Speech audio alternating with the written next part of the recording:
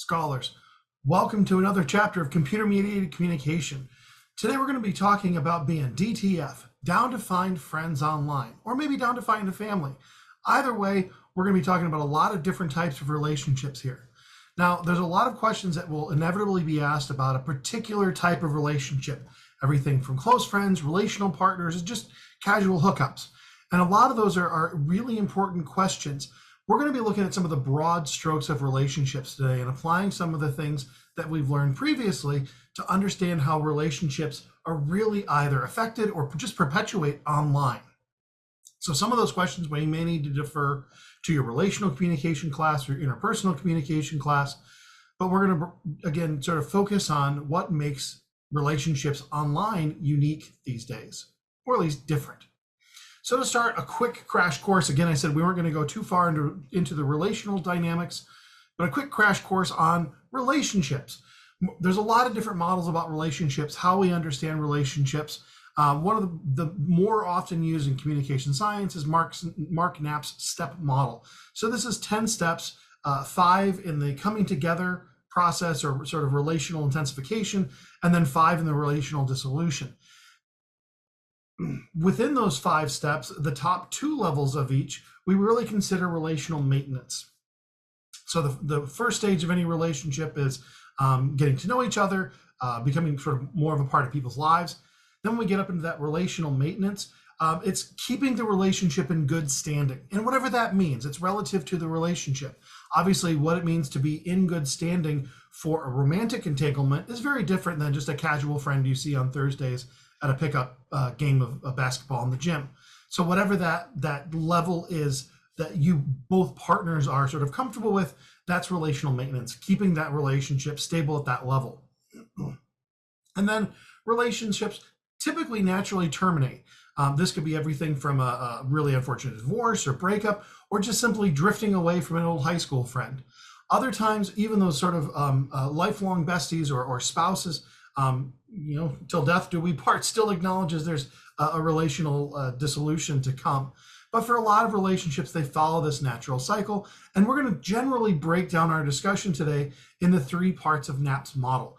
The coming together, the relational maintenance, and the coming apart stages. And we're really going to look at them through the lens of what does CMC tell us about each of these, or how does it provide old processes in new ways, or just maybe new ways. And so let's get started a little bit. And we'll start by the processes of forming relationships through computer-mediated communication. Now, to start, how do we find each other? How do we find new people online? Many of the processes that through which we form relationships online just mirror offline processes. I don't know if you're quite as enthused with the cartoon Bluey as I am, but there's a lot of great episodes about how to make friends, both kids and adults. And oftentimes it's you meet someone new and you find something interesting and you start talking more.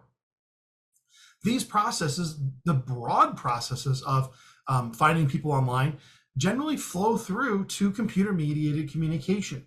We may find someone on a certain website rather than, again, at a Thursday pickup basketball game, but we still find people and the general processes flow through. So again, a lot of these processes are just sort of online digital reflections of offline analogic processes. So for example, offline, you may have common interests. So again, you've got a pickup game of basketball on Thursdays, or you're meeting new friends at a bar trivia on Tuesdays or whatever, but you have common interests and you just sort of naturally end up in these people's spheres. So it's that shared interest brings you together, and eventually, since you keep running into each other on Tuesdays, you say, hey, I'm Caleb, who are you? And they say their name, and oh yeah, you like basketball too? Yeah, so do I. And you start to develop some knowledge of each other and develop a relationship. Online, similar processes occur as well. So when you go to meetup.com, you've moved to a new area, you're new in your college town, you want to find somebody else who enjoys downhill skiing, comics, whatever, you go to a site like meetup.com or a Reddit subreddit and find people that share your interests. You start probably by talking about those interests, and eventually that may evolve into a deeper interpersonal relationship beyond just talking about whatever that shared interest is. Again, very similar to the offline analog. Another very common way of meeting new people is shared friends. If you and I both know Liz, then eventually you and I are probably going to meet. And so finding mutual friends or meeting someone through a friend of a friend, very common way to expand our social networks.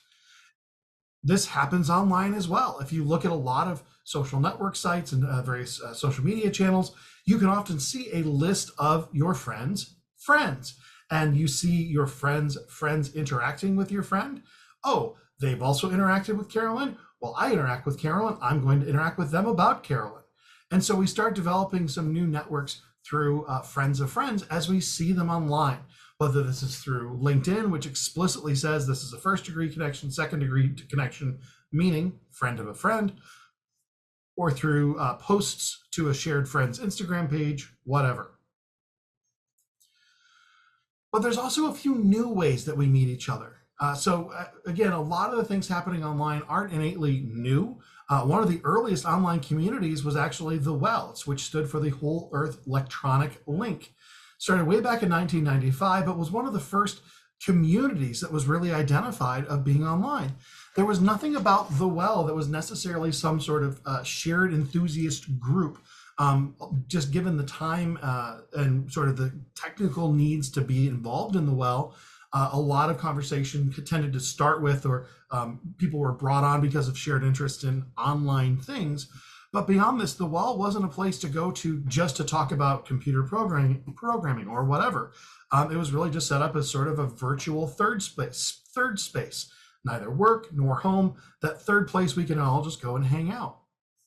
And so it became a collecting ground for people to meet each other and interact. And a lot of the relationships formed 40 years ago still exist today and have been sustained.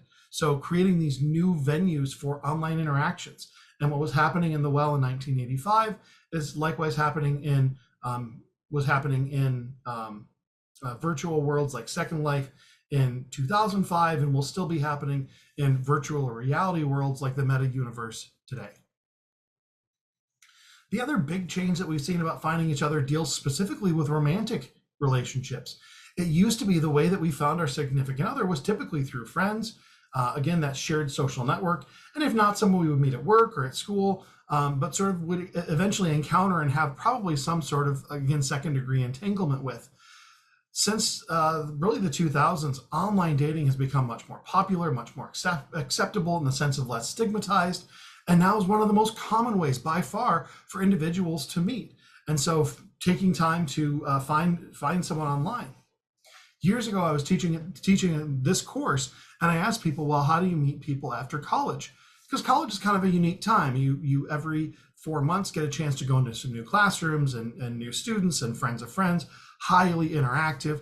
But after that, how do you meet people? And they were a little bit stymied. They couldn't quite guess it. And I said, well, what about being online, especially if you're busy working or have a lot of activities and interests, and the people in your Zumba class or cycling club or whatever are potential romantic partners? Where do you go? And they were students back then were a little bit flummoxed about the idea of going to chemistry.com or JDate or eHarmony or whatever the site was and finding a romantic partner. Again, this has been much less sort of stigma laden dating online in recent years. And now we have sites like Tinder and Bumble, and whether for a quick hookup or the start of a more meaningful relationship, this has become much more common, perhaps as people are getting busier. So congratulations, you've met someone new. Now that you know that they exist and that you may have this shared interest or commonality, it's time to start learning about each other. And learning about each other is a really fundamental part to the development of human relationships. Most models of human interaction and human relational development, particularly from communication discipline, deal with a deepening and broadening of knowledge about each other. The sort of big hallmark about we're becoming closer friends, whether that's friends or family members or romantic partners, is we know more information, so broader amounts of information, and then deeper, things that may not be disclosed to as many people. A lot of how we go about getting these are through uncertainty reduction strategies. When I meet you, I know nothing about you, and so we'll engage in a lot of strategies to reduce information. Now, you may be wondering, there's a picture on your screen of a person dressed as a rhinoceros. What the heck does this have to do with anything? Well, recalling Mark Knapp talking about how we get greater depth and breadth through our relationships, Knapp said, we spend a lot of time developing the sort of broad level of information before we get into the more nuanced stuff. And so a lot of those questions you ask upon meeting someone, what's your name, what's your hometown, what's your major, or is that really superficial, broad level stuff? And Knapp said, it's not until we really get to know each other that I may disclose that when I get drunk, I act like a rhinoceros, which to this day is one of my favorite phrases in all of academic sayings. So how do we start to learn about you, whether it's your name or your hometown, or that when inebriated, you act like our favorite rhinoceros? Well, there's been a couple different strategies. And again, this was proposed for offline interactions, but it's been around for about 50 years that helps us understand and conceptualize how we learn that depth and breadth of knowledge about you. The first of these is interactive strategies. This is where we just flat out talk to the person. We interact with them. We exchange messages back and forth. Typically, there's a sort of equal amount of disclosure of information, both in breadth and depth. If I disclose my name, you're often inclined to disclose your name. Face-to-face, this happens through a lot of those getting to know each other conversations over lunch or coffee. But by the same token, if I meet a new friend on Tinder or meetup.com, we start having some interpersonal exchanges and interact, and we talk about each other. What do you like? Are you a dog or cat person? Does the toilet paper go over or under? Those sorts of questions, and we get a sense of who each other are. So interactive strategies, especially online, occur very frequently. The second type of uncertainty reduction strategy is active strategies. Active strategies is where we ask shared friends or others about that person. Offline, if you meet someone interesting in a classroom, you go find a mutual friend, someone that's also in your class, but has also had a class with that other person, and say, oh, tell me about Chris. You've had classes with Chris before. Is Chris a nice person? Do they take good notes, etc.? Online, especially again, since a lot of our social network sites make our network connections very explicit, we can go in and see who else is interacting with the person that we are becoming friends with. Other people in the meetup group, other people connected through Instagram or TikTok or whatever.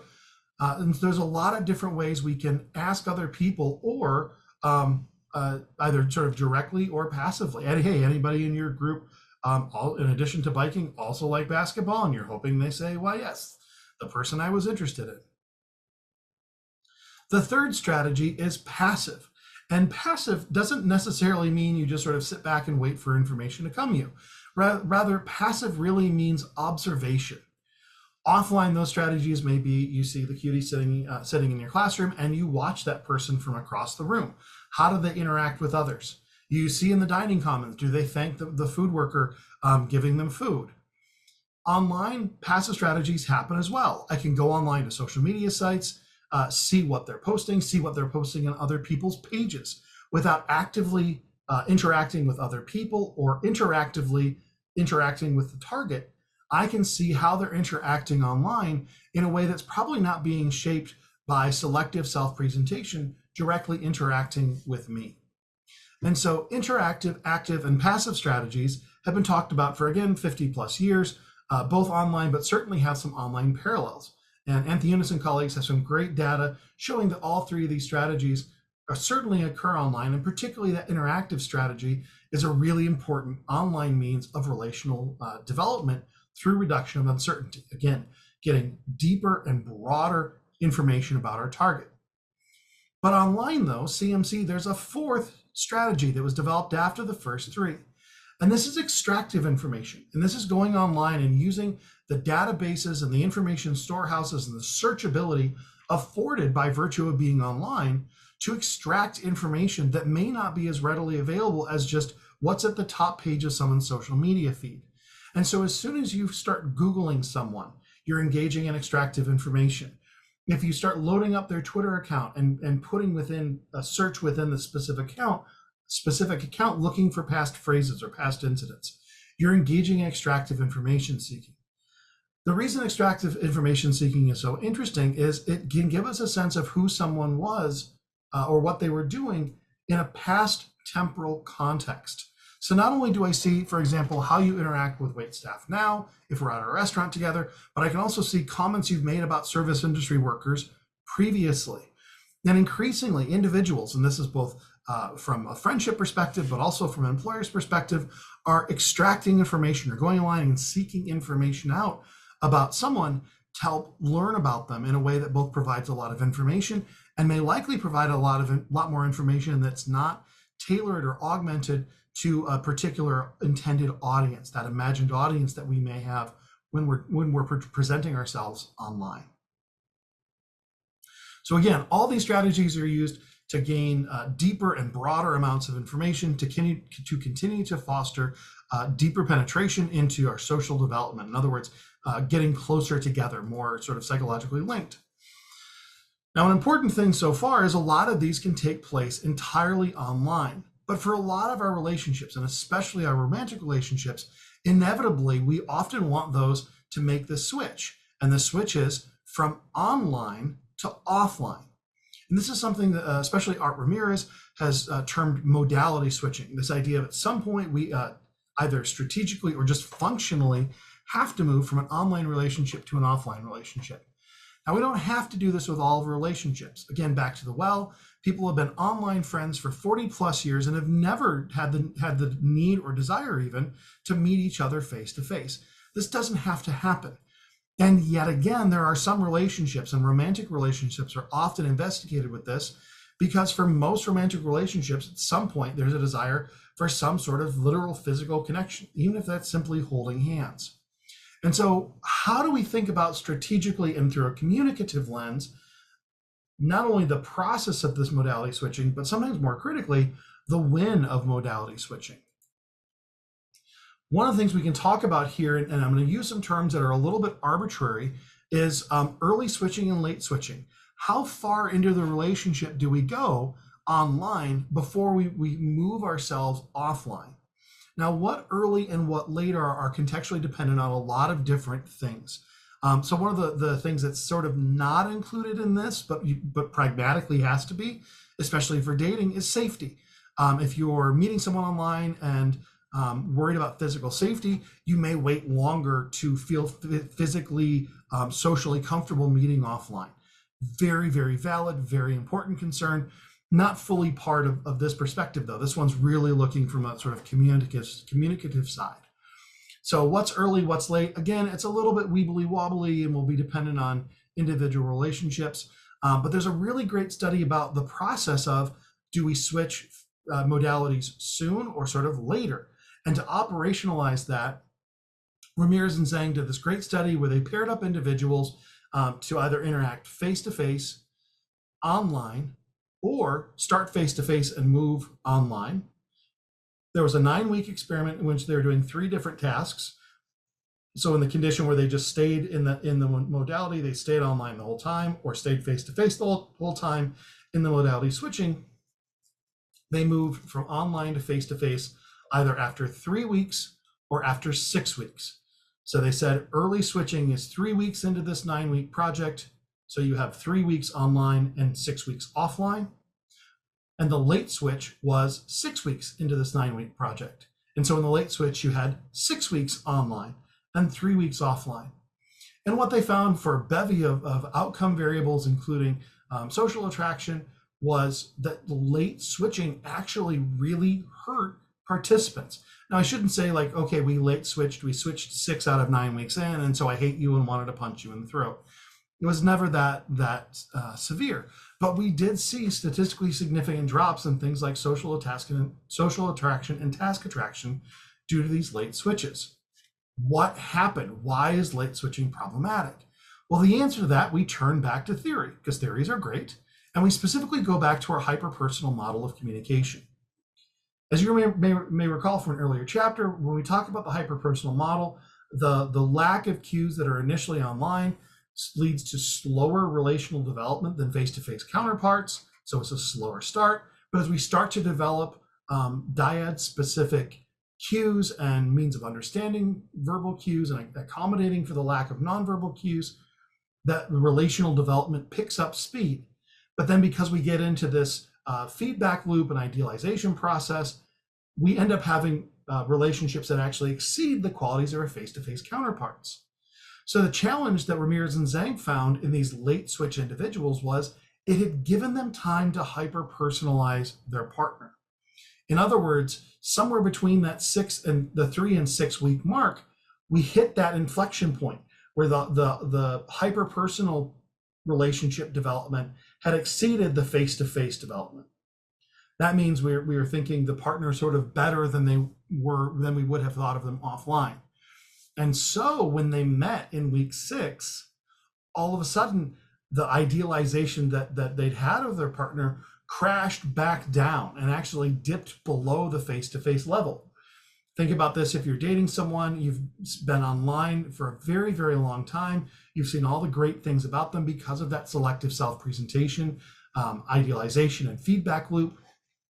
And so you've never thought about things like maybe do they have a strange speech pattern? Do they chew with their mouth open? Are they rude to wait staff? Things you would find out pretty quickly the first time you go out on a date. So all you're thinking of is, these are great people. And then you finally meet and you go out on a date and you realize, the deodorant isn't as strong as it should be. This wouldn't be a date killer in sort of just the face-to-face interactions if this is just the first time out. But since you've thought so highly of them, the reality sort of kicks you in the head and crashes out that perception below where the face-to-face level was. Alternately, in the early switch condition in just 3 weeks, we're still before that inflection point where now I'm starting to think more of you and I'm starting to think better of you. But when we switch to face-to-face, we just sort of catch up with that linear slope and peter off of face-to-face relational development. We sort of switch tracks on board to that. And so ultimately, when do we make the switch? This is not to say, based on these data, that 5 weeks or 4.5 weeks is a magical point to switch. Again, it depends on the relationship. Certainly, if you're a romantic relationship versus a platonic relationship versus a work relationship are going to be incredibly different answers.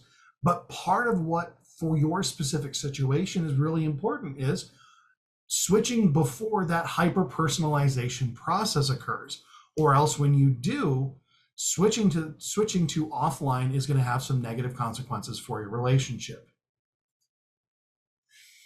So you've met someone, you've formed this relationship. It's time for this relationship to stabilize. Let's engage in some relational maintenance. Again, keeping that relationship in good standing. What does that look like? Well, let's talk a little bit first about media use. And media use here, we're going to talk about it a couple different ways. The first thing I want to talk about is even just how we use media to maintain these relationships. One of my favorite studies is really simple. It put at the bottom corner of long distance relational partners a little icon. Think down in your toolbar where your clock is. And when a partner clicked on it, the other partners just glowed red for 30 minutes or so and then blinked out. And then the other partner could click on the button and the other partners glowed red. This is it. It's sort of a 1-bit cue. There's nothing there. It didn't necessarily mean any specific information. It could be, I'm thinking of you, or I got bored and I clicked the button. But sure enough, even after this incredibly lean channel use, those partners felt closer to each other just because they were making the most out of that really limited channel. Think back to electronic propinquity theory. We've now seen this sort of commercialized, and I've seen these on sale, everything from Target to Uncommon Goods, where either long distance partners or kids and grandparents, there's 2 lamps, one for the kid's house, one for the grandparents' house, or again for the long distance partners. And when one person taps a lamp, it's connected just to the other partner's lamp and it then glows.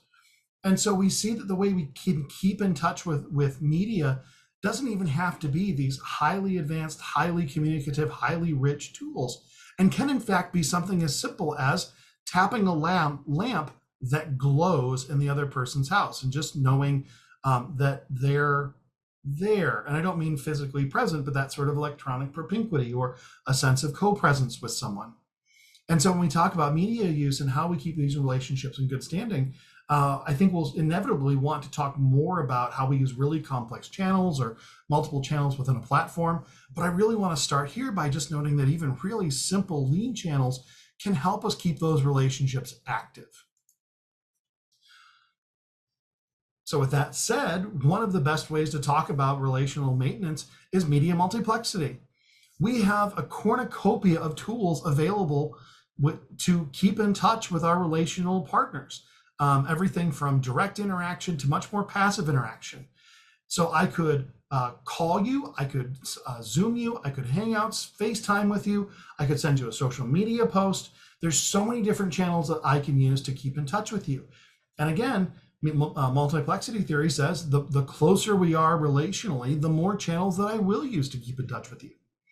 Now, I mentioned a second ago that these aren't even always active channels in the sense of I'm going to send you a message, I'm going to send you an email. Sometimes it can be very passive.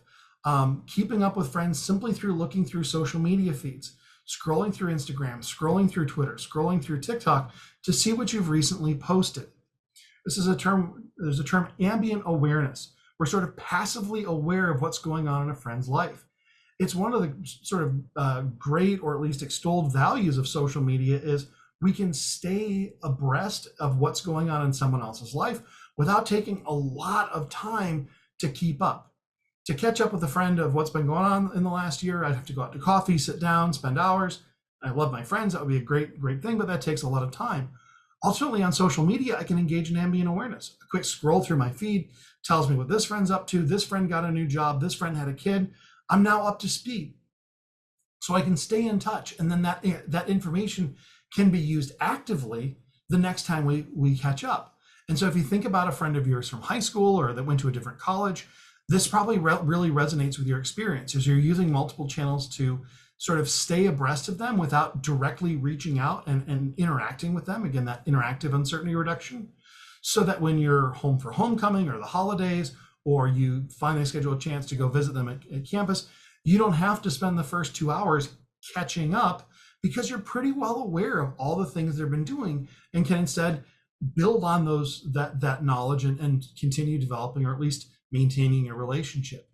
And so whether it's choosing multiple channels to actively engage with to keep a relationship in good standing, or simply engaging in some ambient awareness and passively observing what our network connections are doing, there's a lot of channels through which we can do both these days.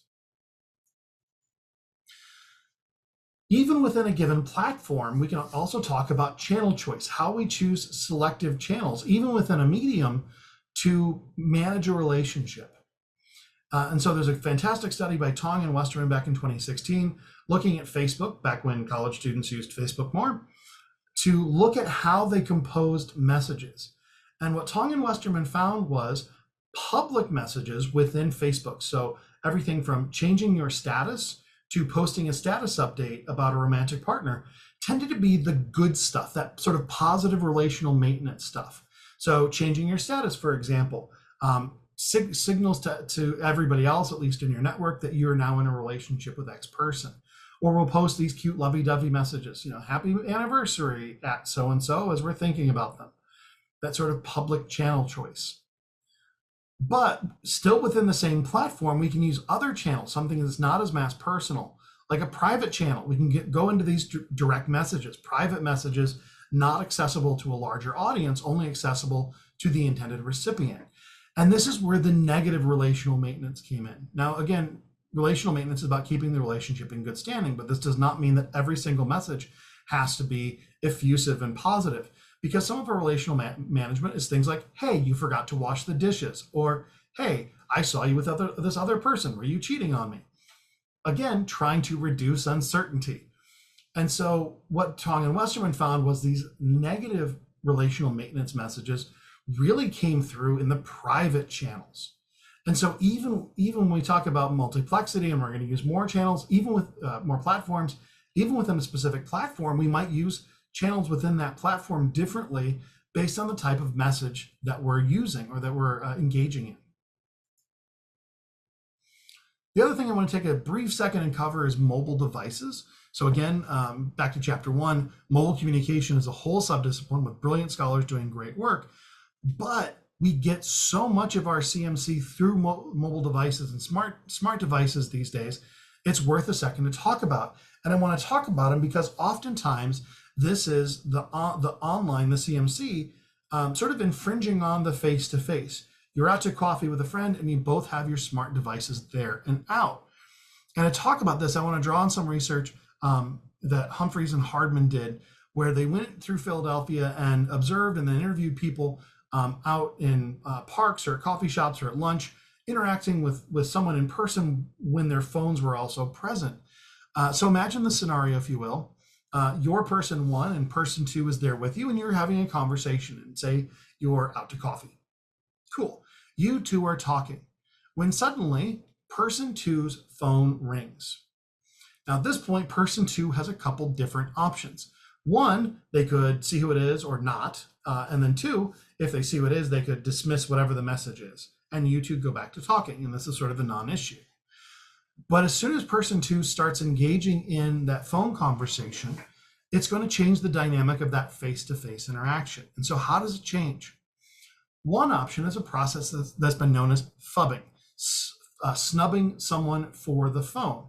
So person two can take the phone call or engage or respond to the email or engage in the FaceTime, whatever the channel is on their phone. However, this kind of leaves person one ignored, and they'll sit there and twiddle their thumbs or wait for person two to be done. Now, phubbing can be really rough on relationships, even if both partners are known for doing it. The fact that you're sitting there, you've taken time to go out with this person, and now you're being ignored has some relational threat to it. The other option beyond phubbing is, okay, person two is on their phone, and so I'm going to get on my phone too. A process that Humphreys and Hardman referred to as parallel crosstalk. So it's parallel because you, person one, and them, person two, are both doing the same thing. You're engaging in this parallel interaction, but you're talking not with the person you're physically with, but instead the entity that's online. And so think about the start of classes face-to-face. I often see students doing this where two students are sitting next to each other, but they're on their phones. And so they're being communicative, they're being social, just not with a person that they're co-present with, that they're nearby, but instead someone else on the other side of this phone. The other thing that people can do, though, besides parallel crosstalk, is something known as mediated crosstalk. And this is something that Humphreys and Hardman found happening occasionally, but enough to document, where person two answers the phone, and especially if it's someone that person one knows as well, they put them on speakerphone. The phone rings, person two goes, oh, it's Mark.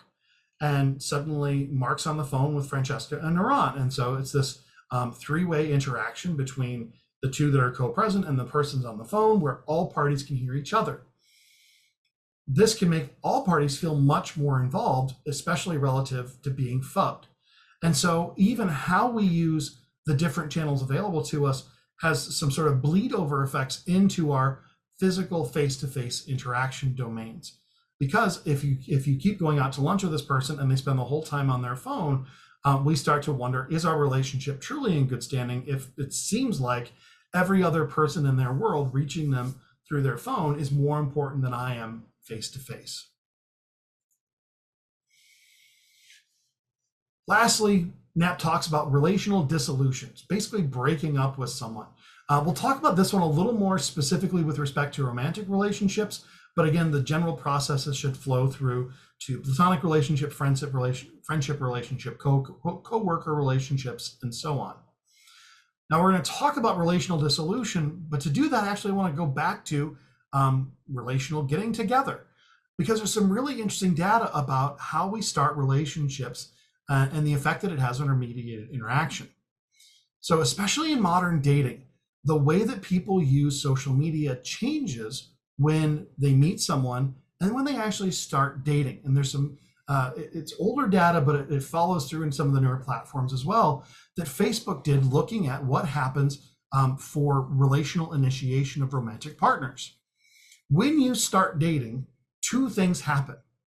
So the graph on your left, the x-axis is days before and after a relationship. So the middle of that x-axis is actually when you start a relationship. And this is denoted by changing your Facebook status from single to in a relationship. On the y-axis is the number of posts you've made. And so when you're single but about to get in a relationship, you start posting more and more and more and more. You get in a relationship and then you stop posting as much. This kind of makes sense. You're getting involved. You're probably posting either directly or indirectly to that person or about that person. You've got more content to fill. Now suddenly you're in a relationship and you have less time to be on social media because you're now talking to this person or hanging out with this person. You're shifting time from social media time to time with that person, even if it's on social media. The graph on your right, again, the x-axis, days before and after relationship, with the middle of that graph being when the relationship switches. But the graph y-axis now is the emotionality of the post that you're making. So not quantity, but what's the valence, sort of how positive or happy or loving you are. And now we see sort of a similar pattern, but reversed. The pre-relational posts tend to be much more neutral in valence because you got some good times, you got some bad times. But now you're in a relationship, and you'll note a couple outliers at the moment of transition there. Because now, it's great news. Like, most people aren't like, I'm in a relationship, I guess. It's not the time to Eeyore out, people. Hooray, I'm in a relationship. So you spike out. And then the next couple of posts, even though they may be fewer, tend to be much more positive. Because most of us, that honeymoon period of right in a new relationship, it's exciting, it's fun, everything's wonderful. And so the posts we're making tend to be good. So there's the start of dating in a socially mediated world, and it reflects in our online behaviors. As we end our relationship, amazingly, basically the same processes happen, just in reverse. So again, the graph on the left, in the starting, we are single, we start posting more and more and more, and then we get in a relationship and we post less and less and less. When we end a relationship, right before we break up, we don't really post that much. And we break up and we post a whole bunch about that because that's a pretty big life event. And then we start posting a lot more relative to before the breakup, following the breakup. And again, this process is pretty explicable. You're in a relationship, but you're not really happy about it. You don't really want to be necessarily trashing your partner online, but you break up, and then suddenly you again have more time and sort of more things to talk about. So I've broken up. This is a lot of posts about this. It's going to be change in relationship status, maybe some reconfigurations of your social network. We'll talk about this in a moment. But now you're single and you have more time to post. And this is where you may, now that you're broken up, spend more time sort of trash talking your ex-partner, or looking for new partners, or looking for other fish in the sea. So if we put these graphs side to side, we see this really interesting mirrored relationship. And so both of these are number of posts made, that we can actually start making some predictions about your offline sort of life experience, or offline properties, based on your online behaviors. If I didn't have access to you face to face, I can probably make some very educated guesses based on social media behavior when you're about to get into or out of a relationship, because we see very drastic changes in our online behaviors. So back to breaking up. Why do we break up in the first place? One reason that we sometimes will break up in contemporary society is jealousy. Now, jealousy is not new to online. The problem with being online, though, is CMC can either lead to new forms of jealousy, or more commonly, foster offline ones. So fostering offline ones. Offline, when you're in a romantic relationship and you see your partner talking with someone else, you may get a little bit jealous. Is that a potential partner? Should I be worried? Even if you have a lot of trust and faith in your partner, this can happen. Online, the same thing happens, but somewhat more critically, sometimes those conversations or potential partners are very much in your face. You see their ex-girlfriend or boyfriend or significant other still is following them or commenting on their timeline. The person in their biology class who's in a group project is posting on their Instagram feed. Is that really just a group partner, or is that someone I should be worried about? And so we have sort of more venues to potentially be jealous about that. The more pernicious side of this is the imagined interactions they're having. So you can see what's going on their feed on Instagram or TikTok, and the interactions that they're having, what they're posting, who's replying. You can't see their DMs. Your direct messages are, by definition, private. And so you can't see what sort of messages are going on there. And so seeing that there's this relational tie that exists because they're friends on social media, but not knowing how it's manifesting. Jealousy can be a little bit more problematic online, in part because it's a little more hidden. Breaking up online, whether it's from jealousy or just natural relational dissolution, Again, kind of mirrors the getting together process, but in reverse. So one of the first things we'll do is change relational statuses. It used to be Facebook made this very codified, but even if it's announcing on Instagram or Snapchat group that now I'm single again, how do we even break up with someone? Digital channels have given us new means of doing this. One of which is been termed ghosting people. Leila Furv down at Alabama has got some great research on this one. We could ghost someone face to face, thanks for the great date, and then you just never answer the phone again. One of the challenges about CMC is you can't sort of ascribe that to an outside force. So face to face, I call you and you never pick up. Oh, you're very busy, you're out of the house a lot. Or I stop by and knock on the door, you must be gone. Online, I can see that you're interacting with other people. And so I know you're getting Instagram messages because I can see you on Instagram. And so it's a little bit more of a face threat when we suddenly disappear from someone's life, hence the name of ghosting. We don't call back, we don't type back. You can see them interacting, so you know that it's not the channel and it's not them, it must be you. And so ghosting can be a particularly effective and yet sort of relationally tough way to break up, is just cease communication and disappear as if you were a ghost. But even if you have a really sort of positive breakup, getting out of a relationship is tough. One of the challenges that it sort of raises is the idea of network maintenance. You've got all these friends together, and even if we sometimes joke about losing friends in the divorce, if you break up with your significant other, who gets which friends? Because it can be tough to sort of pick sides. Online, especially through social media, so many of those networks are deeply, deeply entangled. And so it could just be as simply as unfollowing all of your ex's friends, but what about your friends too? Oftentimes those social networks overlap. And so you're going to see the ex, you're going to see the ex's friends and partners, you may see the new partners come on. And so how do we structure or restructure and maintain our networks beyond that particular dyadic interaction is, again, not necessarily new, but it's a certainly intensified and magnified concern online. So we've gotten together, we've been friends, we've broken up today. There's a lot more to go into this. It's probably one of the better explored areas of CMC, particularly the romantic relationship side, but certainly the friendship side as well. But this at least gives us a brief introduction and overview of either whether we're down to be friends or down to fornicate. But I don't want you to stop thinking about this. Keep thinking about some of the things that CMC does to affect your interpersonal relationships. To start, think about how CMC changes the way you make friends offline. And this is a really broad question, but one of the things I think about is oftentimes if I meet someone new, very quickly after I meet them, I'll go squirrel myself away in a hallway or a closet or a restroom or something and do a quick Google search for them or look for them on social media, both to learn more about them. So if I bump into them again later at the conference or something, I've got some initial information. Oh, hey, I like music. Do you like music too? Knowing darn well they like music because that was on their social media profile. So we can talk about CMC completely online, but I want you to think a little bit about the way that affects your face-to-face relationships. Secondly, communicatively, what's the best time to move a relationship offline? Go back to modality switching. Now, again, there's not a fixed time point here, 2 weeks, 3 months. I'm not asking that, but think about how do you tell before you hit that sort of inflection point of hyper-personalizing someone? What's a way to make that understandable and explainable to someone if they're in a romantic relationship or other one?